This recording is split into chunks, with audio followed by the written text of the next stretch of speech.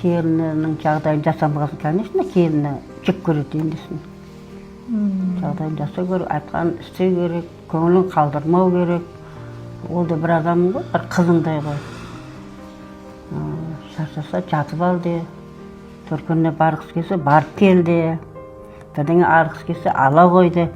Осы көп енелер бірдеңе алса алғызбайды. Не аласың, неменеге аласың? Орыс шығады. Өз басында болғаны. Алғызбайды да.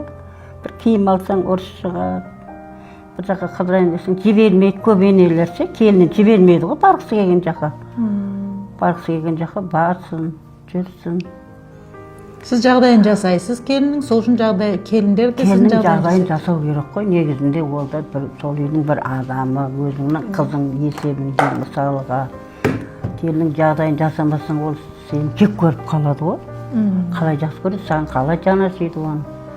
Оған қарсы шыға берсең. Сізге келініңіз қандай жағдай жасайды?